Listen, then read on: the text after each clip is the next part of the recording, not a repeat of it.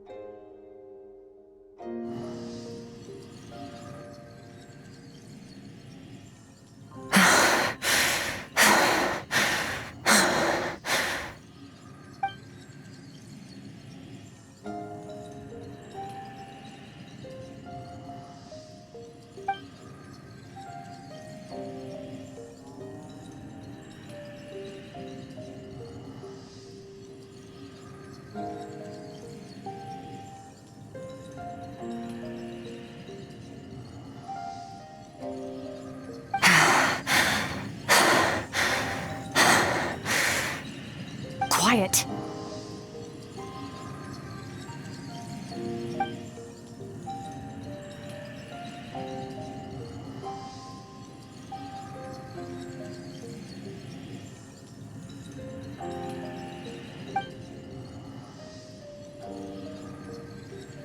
Do you even remember how many of us perished in that fire? How many bodies were left to rot on the scorched earth? Yet you alone live on. Keep your gaze fixed on your blade. You don't deserve to rest. Run, SKIRK. Run! Only death awaits us here. Keep running, and don't ever look back.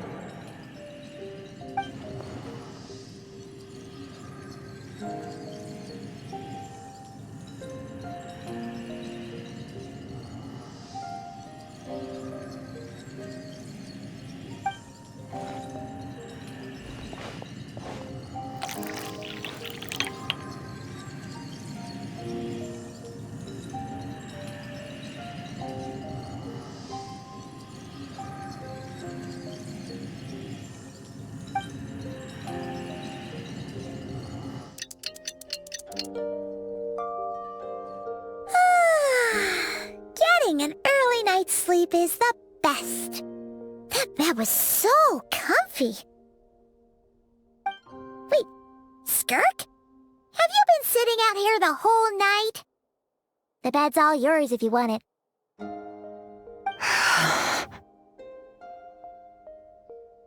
About 60%, maybe 70.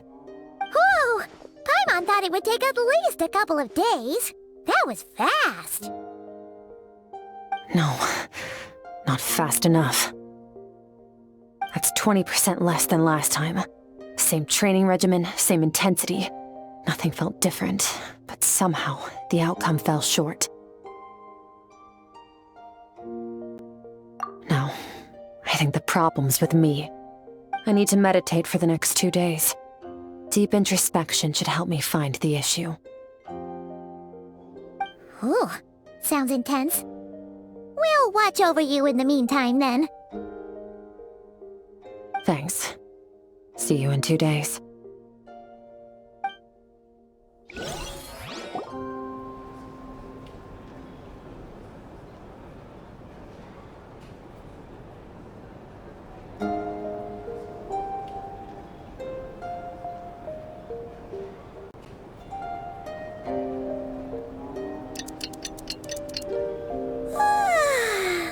Morning! Skirk is still meditating, huh? It's been 2 days already. Shouldn't she be awake by now? Paimon can't think of anything we can do to help. Oh, wait! Breakfast! That's it! Paimon will go get breakfast! Skirk is gonna be starving when she wakes up. Be right back.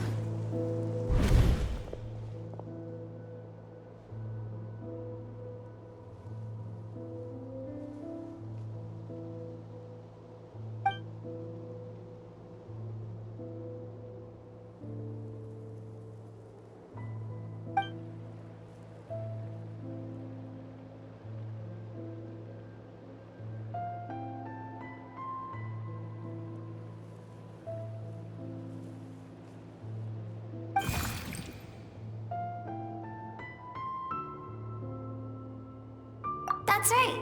This is SKIRK's inner world. Think of it as the threshold between the soul and dreams. This isn't your first time here, but what you remember is probably a space covered in darkness. I only managed to illuminate a small portion for you back then.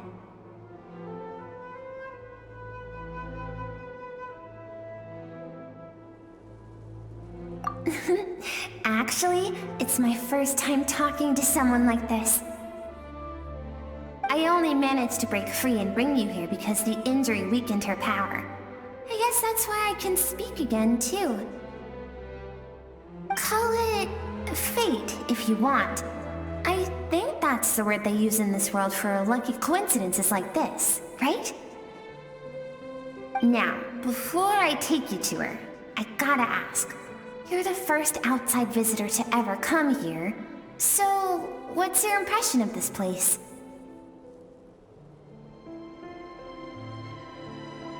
Oh, you noticed. This river represents SKIRK's strength. Strength accumulates over time. It is the summation of a person's lived experience. So this river is where all the fragments of SKIRK's life should converge into a single stream of memories and emotions, flowing forward as one. But as you can see, This river has been severed numerous times. It's because SKIRK doesn't like who she was in the past.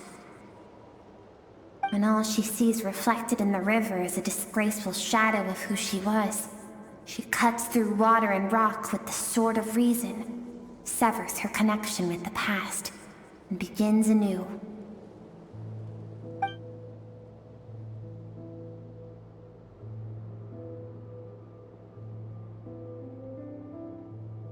You must learn to shut out all the pointless emotion.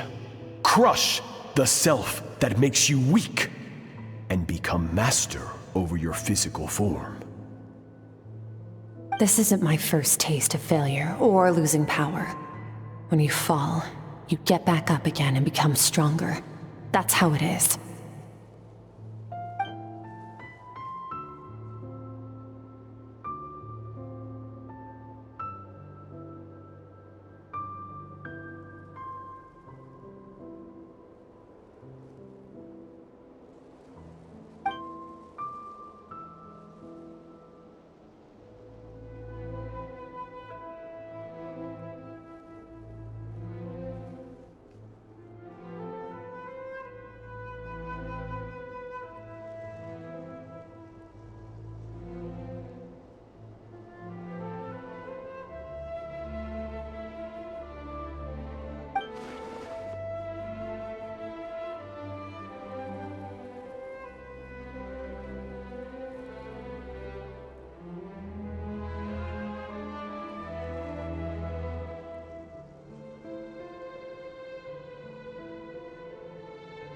The answer to one mystery invites another question, I see. Let's follow the river upstream. There among the cliffs, among the memories etched into her heart, lies the truth of it all. Soon, you'll understand everything.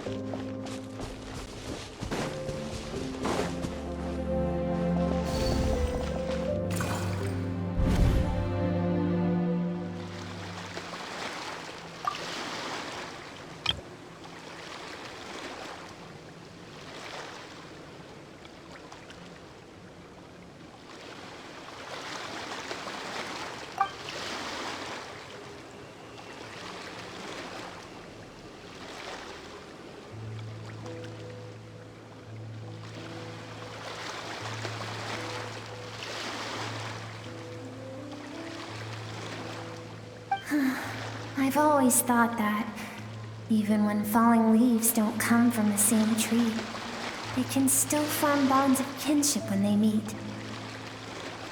Like meteors, you both made a journey through the stars. Both travelers who have landed on a planet that is not your home. Yet, when she first noticed your presence, although she hesitated for a moment, she still chose to walk away. Indifferent as ever.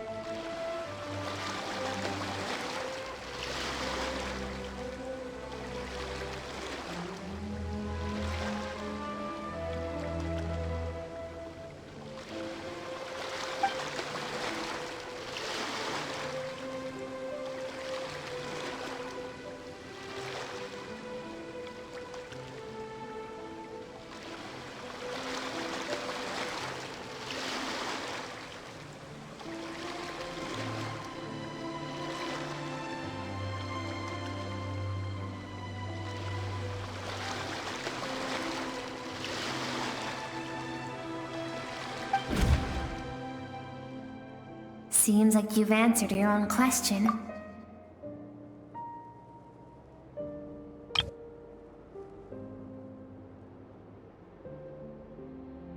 SKIRK sees herself as a trespasser in this world. She's made a conscious choice to avoid altering its path. But the reason for that decision stems from events much earlier on in her life. Let's keep going. It's still a long way to the source of the river.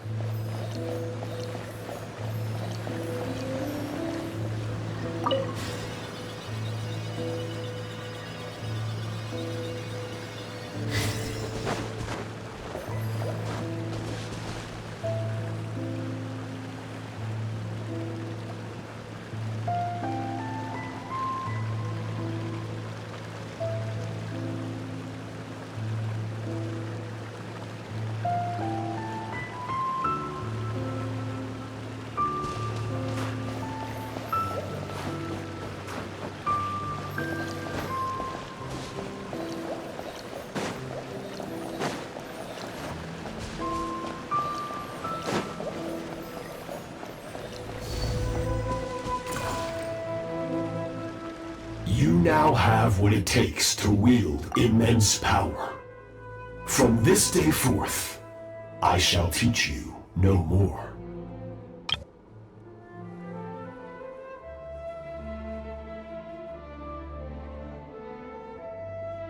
No one can become a worthy warrior through imitation alone. I have given you fangs and claws. Now, you must learn to hunt. You wish me to travel the world beyond on my own, Master?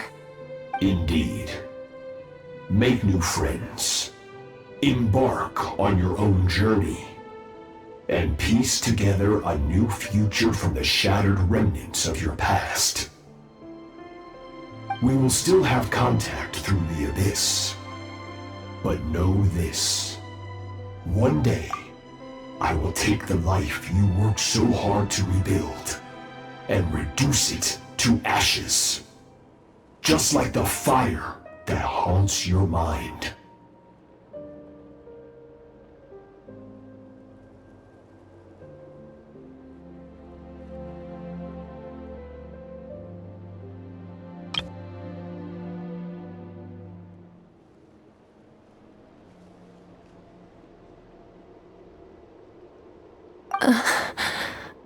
Why would you do that? I have told you before, fear is the catalyst for human evolution. You have tasted loss. You have known fear, so deep it can be felt in the bones. But as living beings, we all have an instinct to detach from that which harms us. And thus pain dampens over time. And the acrid taste of fear becomes but a distant memory. Yet now, I have bestowed upon you the gift of fear eternal. It will drown you in the nightmare of your childhood, or it shall drive you to defeat me, whatever the cost.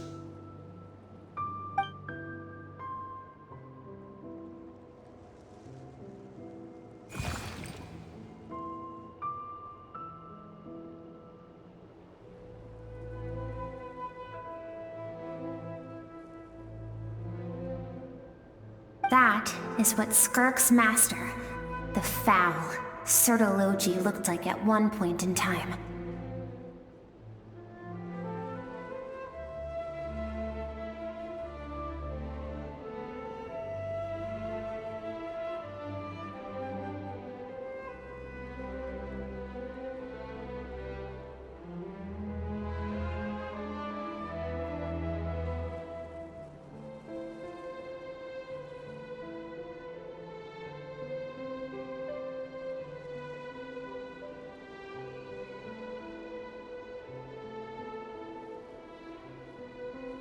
Of course.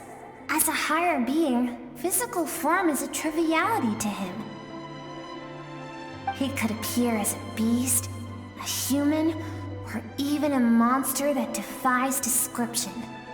The form you see him in here, clad in abyssal armor, is the one he usually wears when traveling through the stars.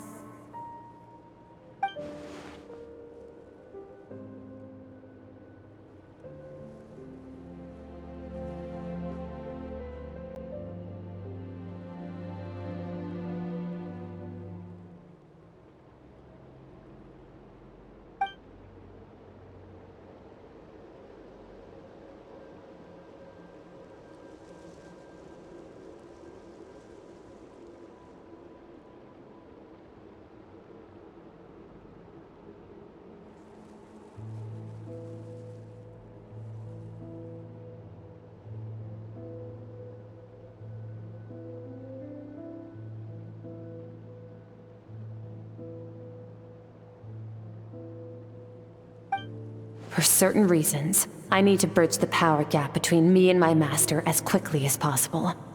But first, I need to understand the source of his strength. To do that, I need to follow in his footsteps, walk the path he once walked, and somewhere along the way, I'll find out how to defeat him. That is my sole focus and purpose.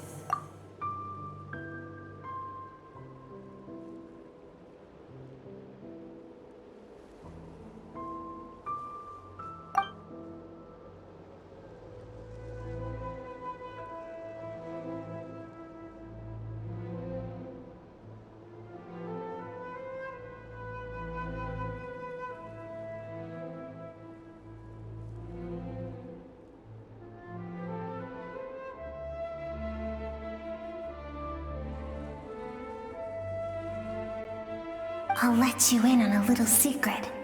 The real Certology is terrifying. The scope of his power is impossible to understand until you experience it firsthand.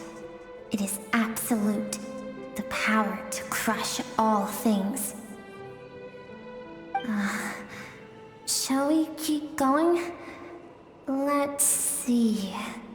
We're about halfway there.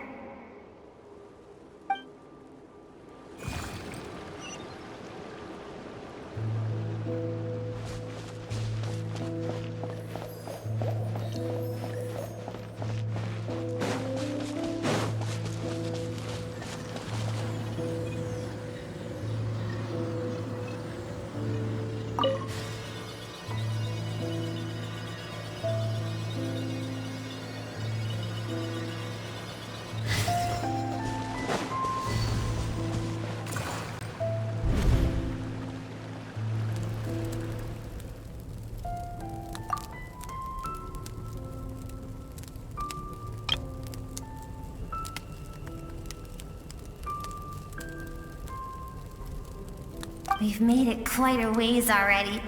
This is SKIRK, when she first began training under Certology. I have set your broken wrist. Tomorrow, you're to train twice as hard. No tears this time. Good. Attempting to garner sympathy through tears is a habit of the weak. A pitiful, useless ploy. Can I ask a question, Master? Why did you save me? I keep thinking, maybe it would be better if I had died. I wouldn't be haunted by that fire all the time. I wouldn't have to go on like this. I saved you because I have a plan for you. It has been too long since I fought a battle that demanded my full strength, and I hunger for it. Every so-called genius and prodigy I have faced has crumbled like sand underfoot. Before me, even fate bends the knee.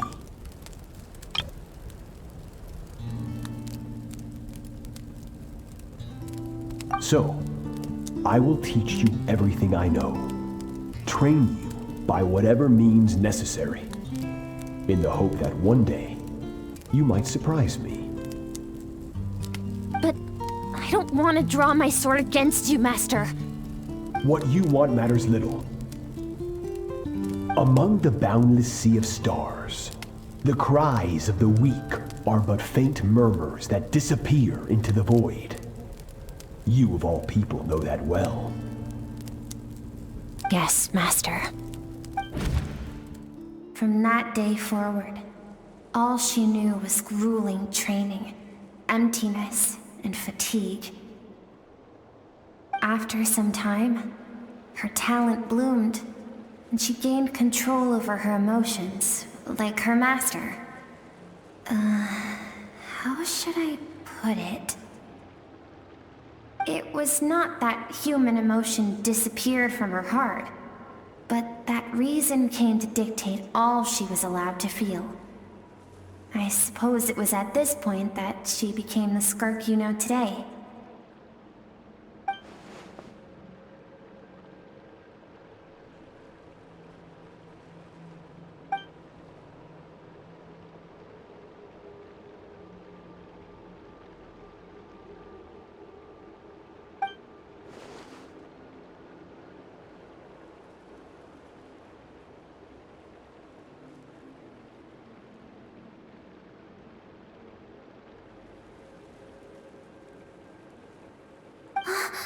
We're nearly there.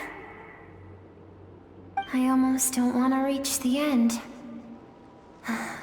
Well, shall we? This is the final stretch.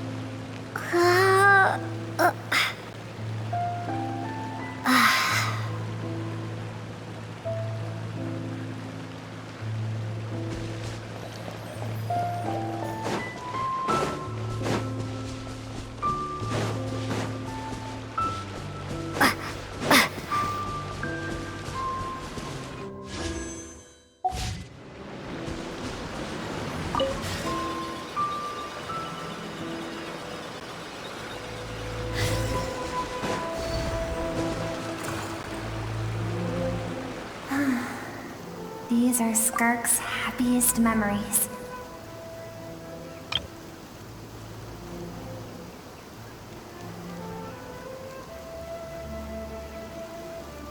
What a simple and carefree time it was.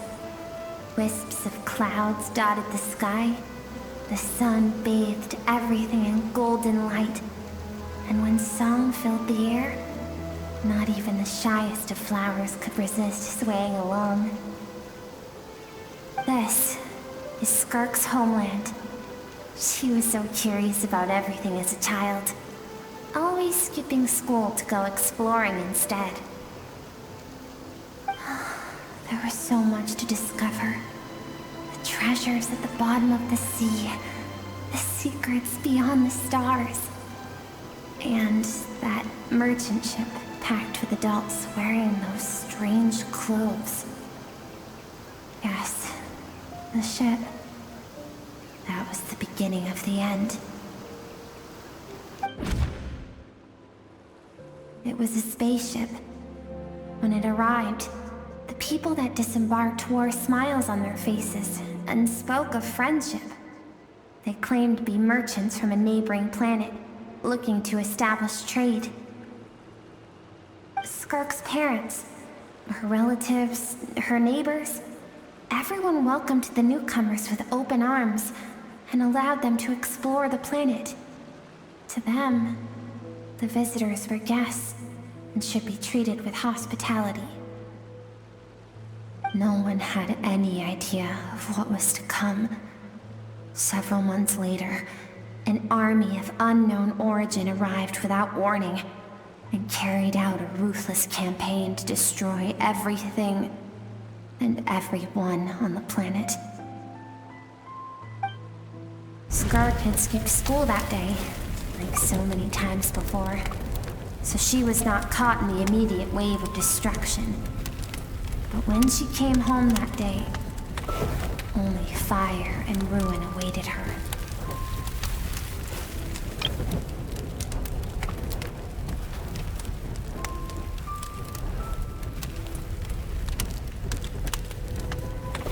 Countless people cried out to her for help. People she knew and loved. Friends and relatives. The little girl who lived next door. The shop owner with the bad leg. The bad-tempered teacher she had made fun of just that morning. Their lives were discarded like worthless trash as the fire consumed one life after another. SKIRK was helpless. All she could do was run. And so she did. She kept running until an unexpected figure crossed her path. If Sertology hadn't been there in that moment, the fire would have claimed her life too. And there she would have remained, left to rot in the scorched earth, with no answer as to why any of this was happening.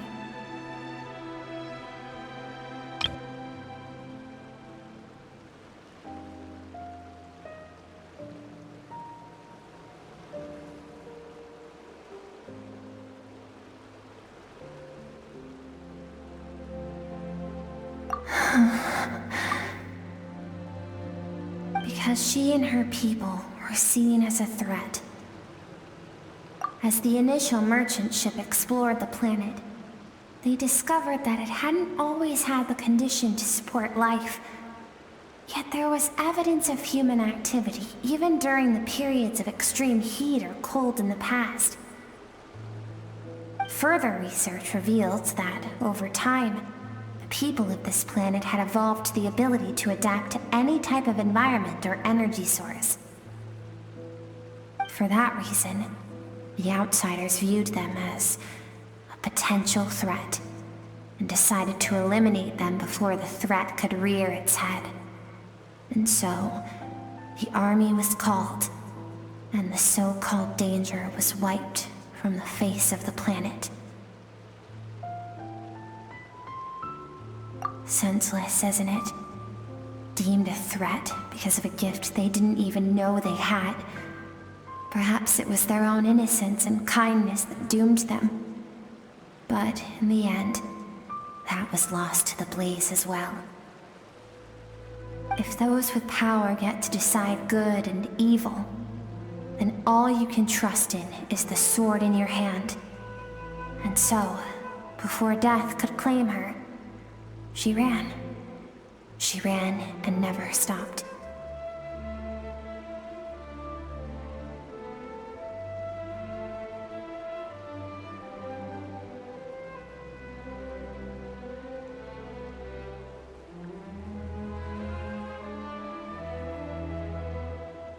No one wants to relive their most painful moments.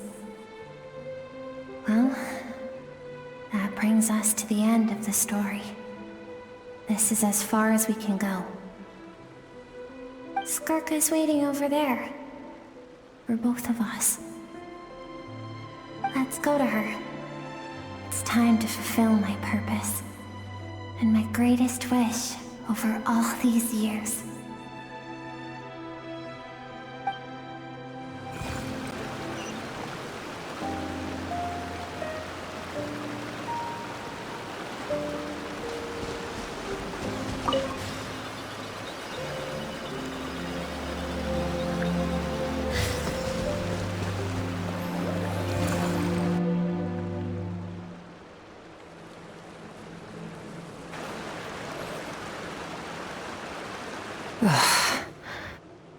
So all this, just so you could bring her here? I have things to say to you. Well, to me. I want someone to witness our reconciliation, even if it takes an argument to get there. And she is the best choice in this moment.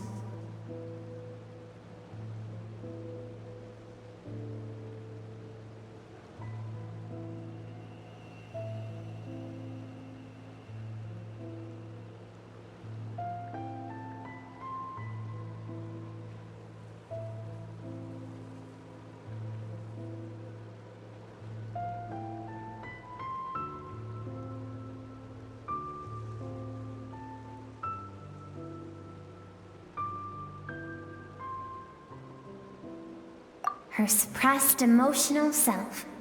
The version of herself she keeps locked in the recesses of her mind, stifled by reason.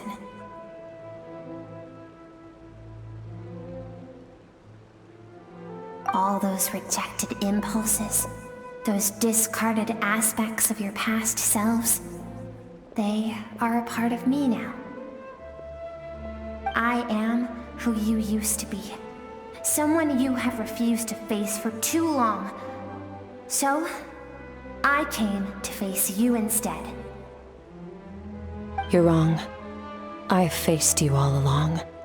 And that's exactly why I keep you locked here. Your existence makes me weak. Moments of joy and longing are when we are most vulnerable.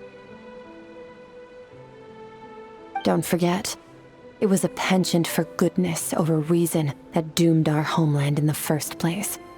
The vastness of the universe renders everything insignificant. Our feelings most of all. Even so, learning from the mistakes of the past doesn't have to mean erasing everything. Strip yourself of your so-called weaknesses, emotions like kindness and empathy, and what makes you any different from the ruthless soldiers who slaughtered our people? The difference is that I'm doing what is right, what is necessary. I allow you to exist, but with limited freedom. That is the greatest kindness I can offer. I've shouldered everything you couldn't carry. I rose above the numbness and emptiness, and it was cold, unfeeling reason that brought me this far. It made me who I am. It made me strong. That is the problem. I want to shoulder those things together. On the grand scale of the entire universe, maybe our feelings are vanishingly small, but why should that mean they don't matter? Emotion gives warmth to the cold expanse of space. It gives meaning to the world around us. Think back to those nights of gazing at the stars, those afternoons of exploring the unknown. Think back and let them grant you peace. A brief respite from the pressure you put on yourself.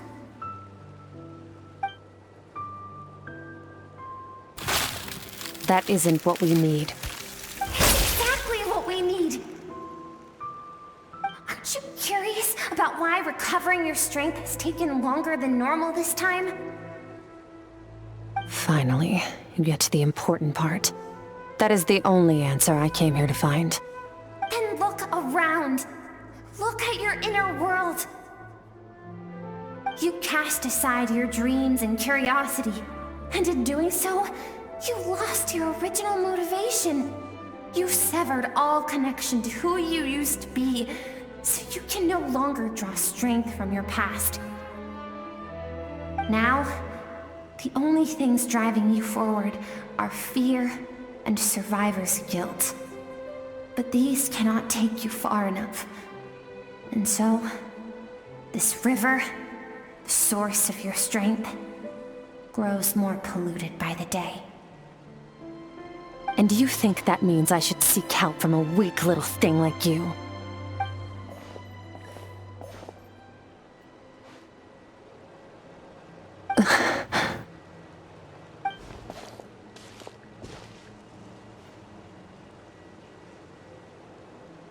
Thank you for saying that.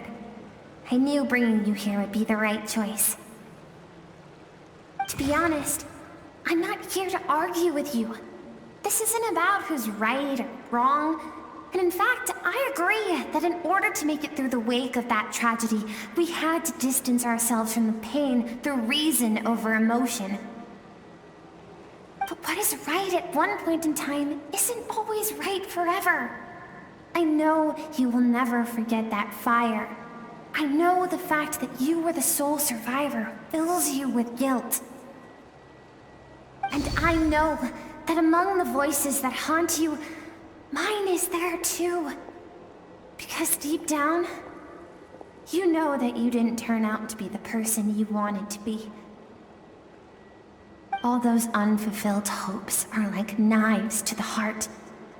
And I don't want you to hurt anymore. So even if you can't accept me, I hope, at least, that you can let go. I keep thinking, maybe it would be better if I had died. I wouldn't be haunted by that fire all the time. I wouldn't have to go on like this.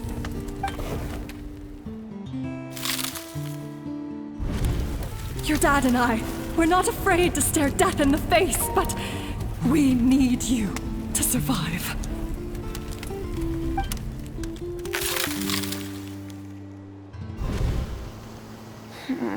I'm sick of being a kid. There's so many amazing things out there, and I'm ready to see them all.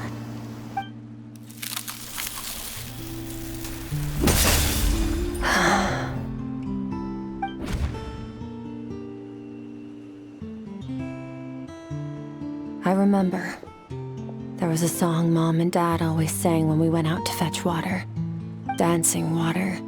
The sand along your path is begging for your song and movement. Will you carry this burden with you on your journey? I am not the dancing water, and you are not the burdensome sand. But if this is your wish, then I will carry you with me until the end. Thank you. I should be thanking you.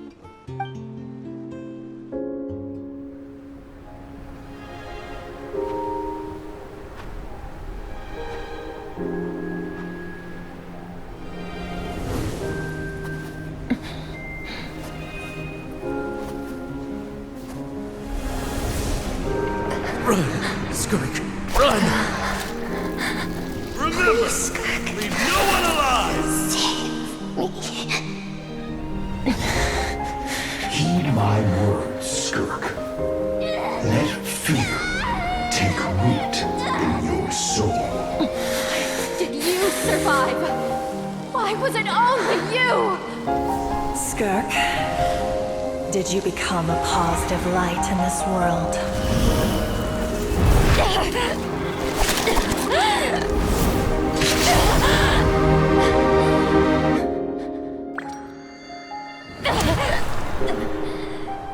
Hey, this doesn't have to be the end.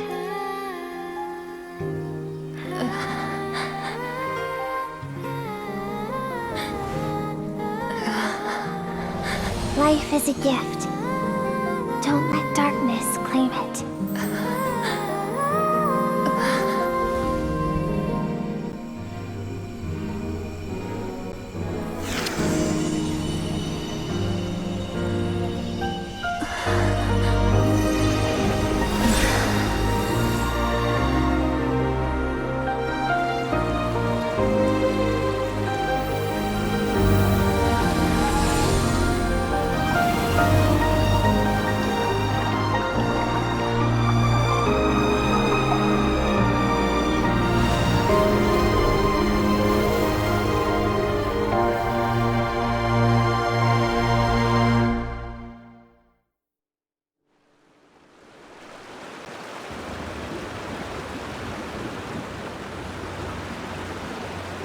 So, you saw my memories then.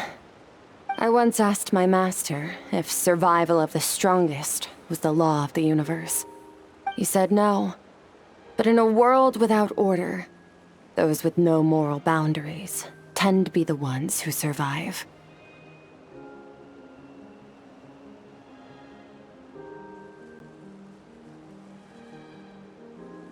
That's why, after hearing his answer, an idea came to mind. An idea that, one day, I would create a new world order. One in which there would never be another tragedy like that fire.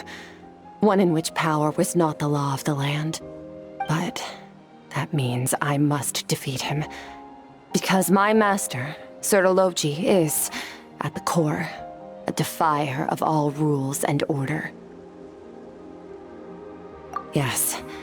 And not just because of the gap in our abilities, but also because I have no reason to see him as an enemy. Although his decision to train me was not made out of kindness, he did everything a master should. He saved my life, taught me the sword and the principles of strength. And for that, I respect him.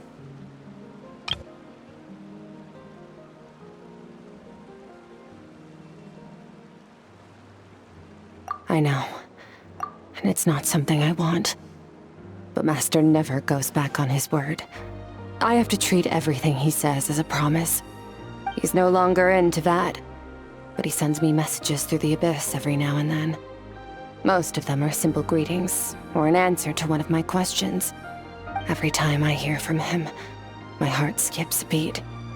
And I wonder if this is the moment where he'll finally appear before me and tear down everything I've built to pieces. Maybe that means I do live in eternal fear, just like he said. Yes, I respect him, but I'm also afraid of him. And for that reason, the pursuit of strength consumes every moment of my life.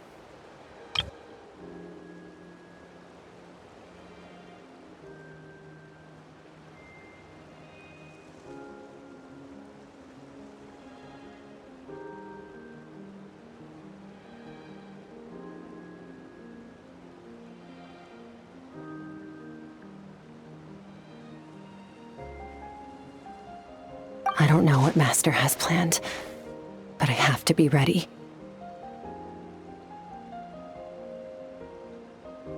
Help me? Why? This isn't your fight.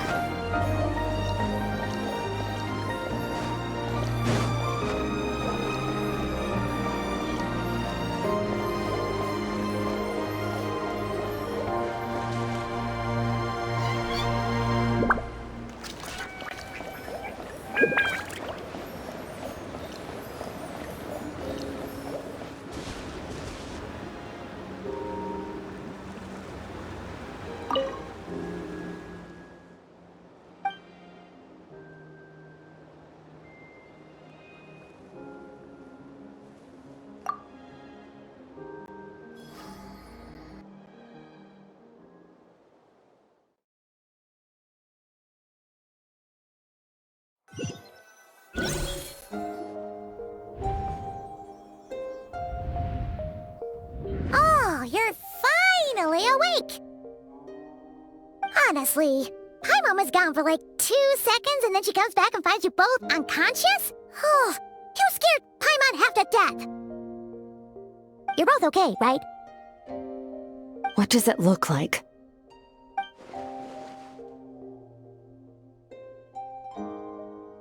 Only water from the source can cleanse the rot and filth that flows from the past into the future. I taught you to incorporate the experiences from your journey into how you fight. I suppose what happened today will become an inseparable part of who I am. Okay, so Paimon feels like she's missing some important context. But whatever. Paimon brought back tons of delicious snacks! Let's dig in!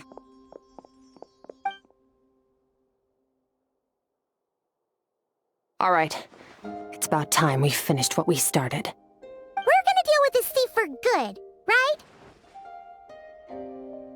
This time, I'm not going to tell you to hold back. But having digested even more power in the meantime, he's going to be tougher than before. The good news is, we have no reason to pull our punches this time. So, let's go. Same place as last time.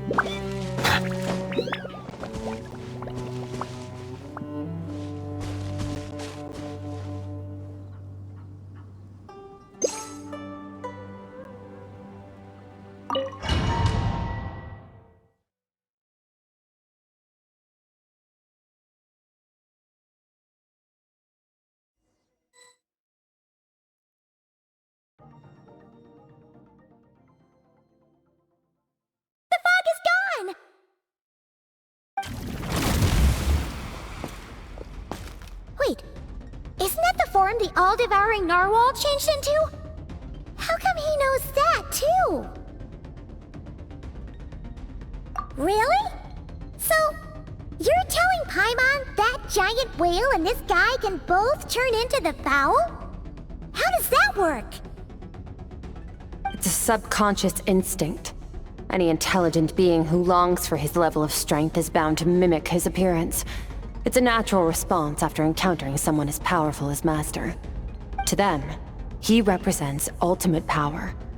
We know the person before us has encountered Master, and we know he stole a portion of my power. So it's not surprising that he would assume this form. Okay. Oh, the closer Paimon looks, the more intimidating it gets. Nervalette isn't here this time, so it's up to us. He won't have the nerve to steal again after we're done with him. Let's teach this guy a lesson.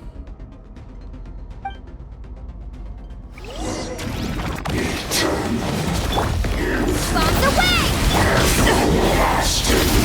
Another star goes out! Merciless. Haven't forgotten your training, I hope.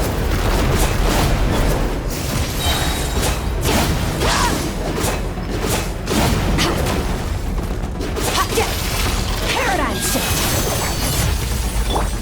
Water jet! Surge!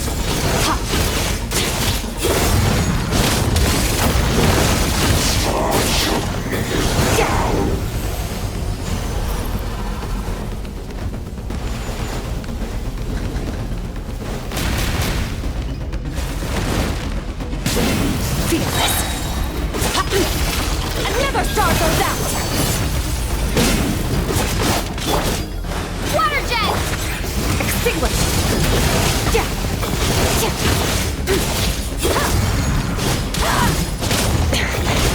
This is getting interesting. Beyond this world.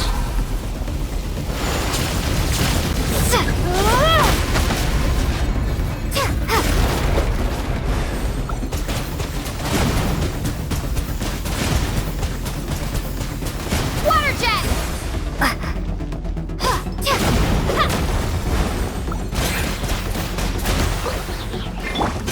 Merciless. Paradigm shift.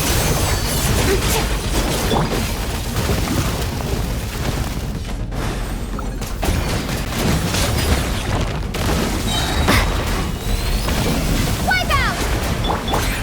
Fearless. Into the void.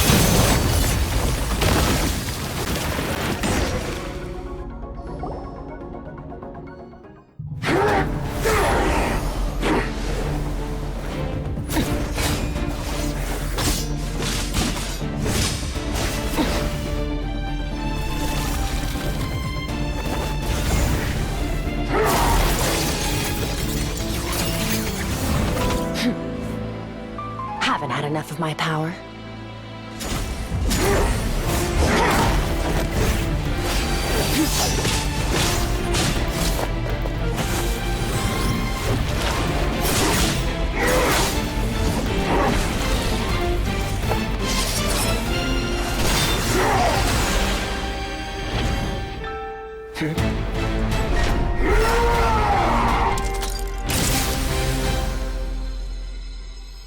Well then, let's see how much more of this power you can handle.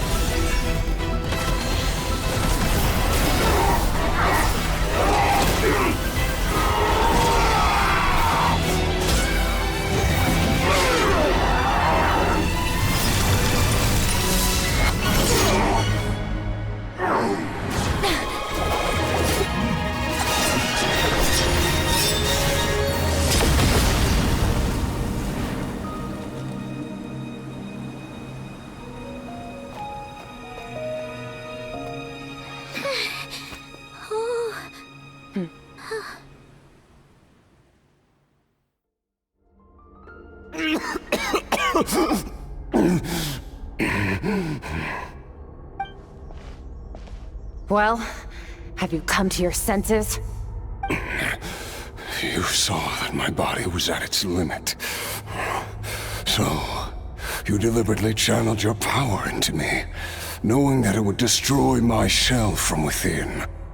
Such power, such keen battle instincts. So you must be... SKIRK, Sertologi's disciple. How long has it been? How long has he been away from Tevat? Hundreds of years. Hundreds? Sorry, it's a lot to take in. I should introduce myself. I am Skofnungar, a friend of your master and one of his followers. This is the first time I've heard your name, SKIRK. But hundreds of years ago, I knew you existed. And I knew you would come here. Hundreds of years ago? Sounds like you and Master have quite the history. Care to tell us about it? Of course. Might as well take advantage of a clear head while I can. The story starts a long, long time ago. I was born into a noble family in Conria. As the eldest son, I was set to inherit our title. But I contracted an incurable illness as a child, and everyone gave up on me. I trained the sword harder than anyone else, defeated all of my peers. But it was all in vain. When other people looked at me, all I saw in their eyes was pity, or a strange glee in my misfortune. Even my parents were just waiting for me to die. Over time, my heart hardened, and I became aimless. That was the point where I met your master, Sertologi. We were similar in age, but different in background. He was born in prison, the son of criminals who had been sentenced to death. He spent his childhood wandering the streets, facing more criticism than the literary works in the Universitas Magistrorum. Yet, he always wore a smile on his face, as if kindness and malice were one and the same, and he could not see the difference. I still remember what he said to me when we first met. You need to fight to survive. Even if it's a losing battle, it should light a fire under you. How can you sit back like this and go down without a fight? That does sound like something he would say. He was the first to acknowledge that I was worth something, and he inspired me to keep going. When we sparred together, it was the first time I'd actually felt the thrill of combat. When I was 10, he stole forbidden research materials and managed to cure my illness. It was like there was nothing in this world he couldn't accomplish. When it came to the human form, he was always intent on pushing the boundaries of possibility. But somewhere along the way, I fell behind. My talents were nothing compared to his, and at some point, I realized he had pulled so far ahead, I was too embarrassed to even ask him to spar. After his grand endeavor was successful, he sought me out and said to me, "This planet no longer holds anything of interest to me, so I'm leaving. But first, I have an offer. I can use a power I have just refined to break the curse of immortality for you. Your death was once what we worked so hard to prevent. But the immortality you now face is a different kind of pain altogether." I'll pass. Immortality doesn't sound so bad to me. Since I can't die, it means I have an infinite amount of time to get stronger. Maybe I'll finally catch up to you one day, and we can spar like we used to. Are you sure? I cannot say when I will return. Your body, or rather, your soul, might not be able to withstand this curse. All I can do is try. After all, a wise man once told me, people need to fight for their own survival. Wise indeed. Nevertheless, if you grow weary of the pain of immortality, and wish to experience a good sparring match before you wither away, seek out my disciple. Disciple? Never thought I'd hear that word coming from you. Nor I. But Vedifenir said I was destined to find a disciple out there in the universe, and bring her to Tibet. You know as well as I, Vedifenir's prophecies are never wrong. Well, now I'm curious about who this disciple of yours will be. All Vedifenir said was that one day, the stars shall bow in her honor. Sounds pretty impressive. Of course. Only the most outstanding people would have the right to become my disciple. Still self-assured as ever, I see. But you're not wrong. I'll be leaving then.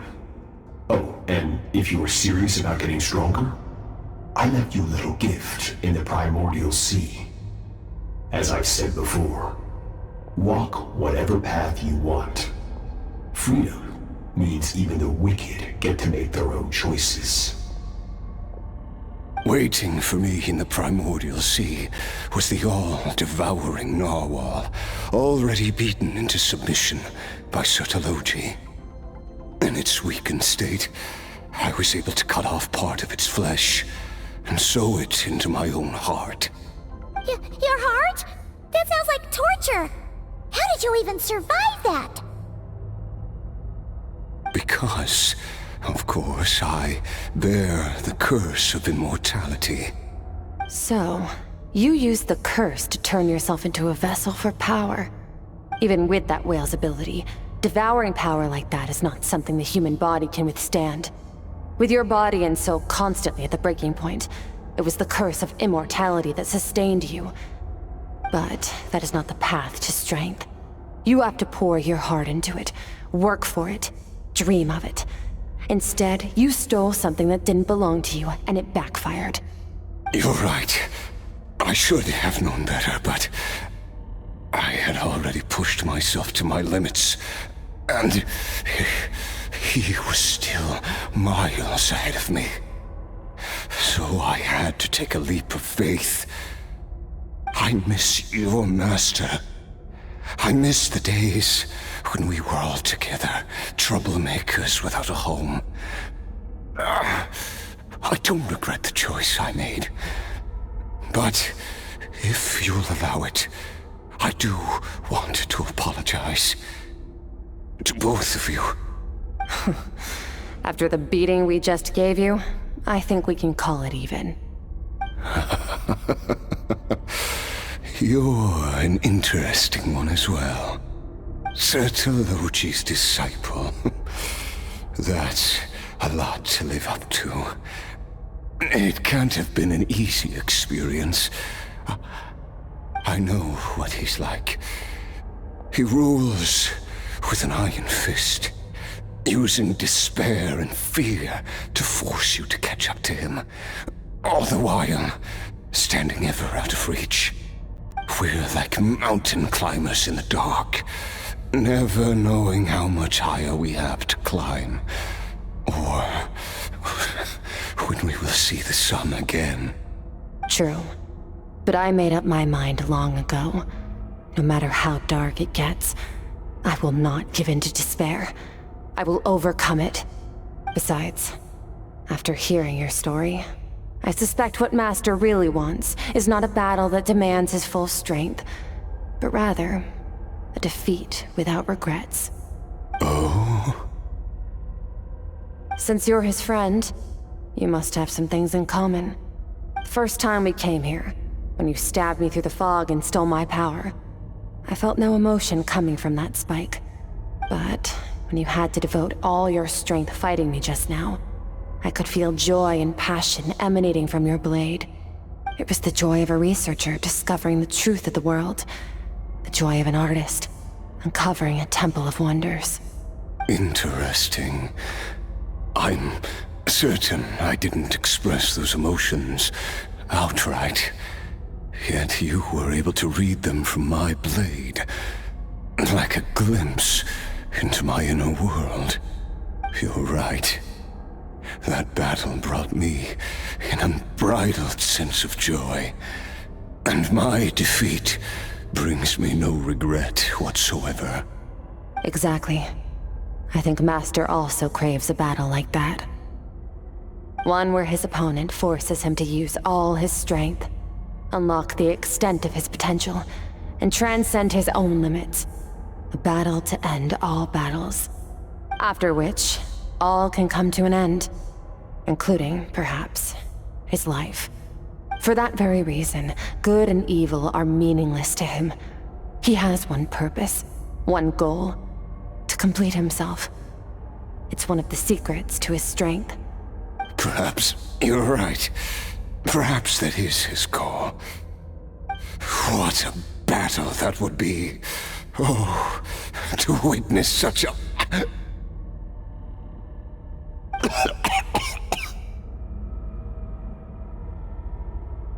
Are you okay? Too many different kinds of power are surging through my body. The curse of immortality allows it all to coexist, but it does not remove the pain. I won't be able to hold on to my sanity for much longer. What a shame. I would have loved to witness that battle. Sertologi once offered to free me from this curse. Now, I must ask that of you, SKIRK.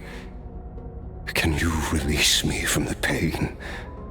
I can, but not through death, if that's what you are hoping for.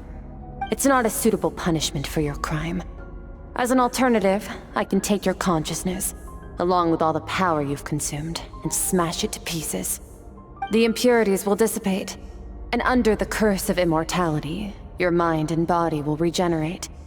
When that process is complete, you will be back to who you were before, no longer tortured by powers you can't control. But it will be a time-consuming and painful process. The decision is yours to make. I accept. And who knows? Perhaps I'll wake up in time to witness your great battle with Sertologi. I have faith that you'll be able to stand against him one day. Though I know it'll be a long and arduous road. If we are climbers in the dark, It appears the dawn has finally broken for me. But your ascent continues. At least, it looks like you are not alone on your journey. I will reach the top of this mountain, no matter what it takes. And you, Skofnunger, will be my witness at the end of all things. That's finally over. Let's get out of here. Huh. At least we don't have to make a mad dash for the exit like last time.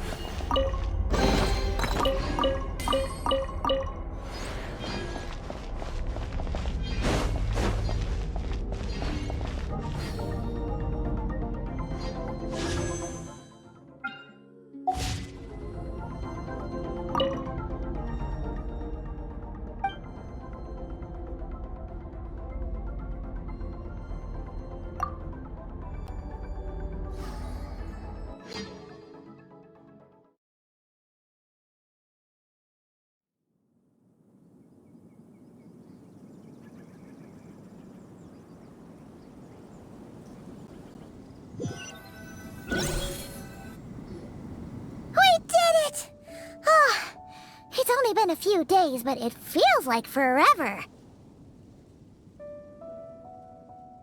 Once again, we've proved there's nothing we can't overcome. We're just that awesome.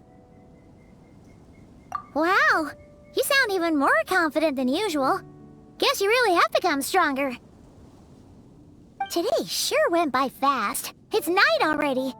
Oh wait, that reminds Paimon. The stars you mentioned. The ones that died out? Are they back now? Yes. The power Skofnunger stole has been returned. So, the stars have regained their light. Great! Huh, it's crazy that you even noticed their light was gone. There are so many stars in the sky. If a few disappeared, Paimon definitely wouldn't be able to tell. I suppose it's because I have gazed upon this sky for centuries. The false stars, hanging in the meticulously planned sky, glittering with rotten light. It's not real. And yet, it is for that very reason that I can look upon it and enjoy the momentary peace it brings. Even the most beautiful of bubbles has to burst. We will return to the real universe one day, whether of our own volition or not. Time marches ever forward. Even the innocent and naive will taste life's bitterness.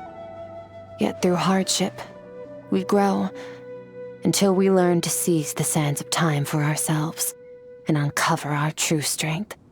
Though we gaze upon a false sky, its vastness and majesty is palpable.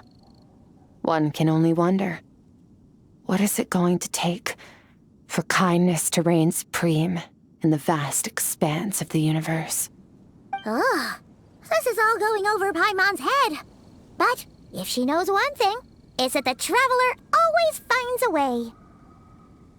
Ever since we met, she has filled Paimon's days with happiness.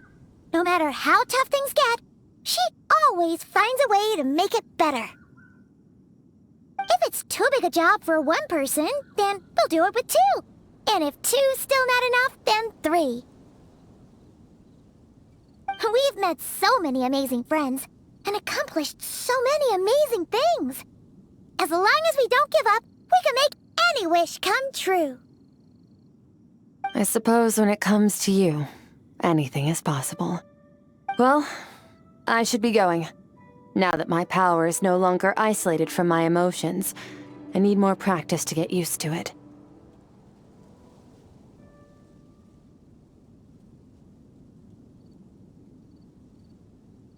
I suppose fate will decide. Maybe we'll bump into each other on the street. Or maybe we'll reunite on a different planet entirely. Regardless, reunions and partings are but passing moments. More than anything, I hope that, at the end of this journey, wherever it takes us, we stand in a world reborn. One without war, pain, or forced partings. One where new life can bloom, even where there was once nothing but scorched earth. For this, we must all work to become stronger. Goodbye, traveler. Remember your training. Make sure to put it to use. Bye!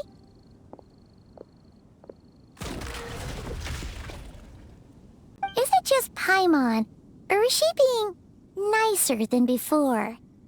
We definitely count as friends after all that, don't you think? Hey! What do you think about camping here tonight? There's nothing quite like sleeping under the stars. Come tomorrow, we can continue our journey. Oh, and since Paimon treated you to that super nice meal at Wanmin Restaurant, it's about time you returned the favor.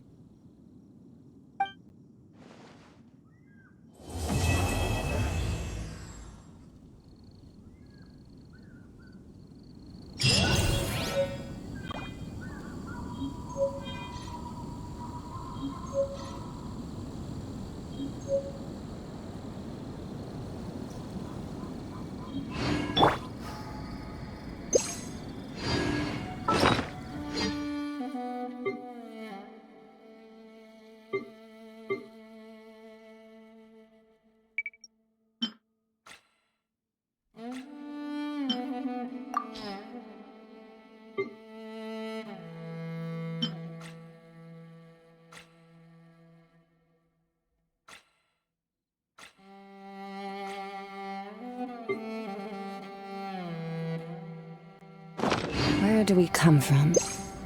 And where are we going?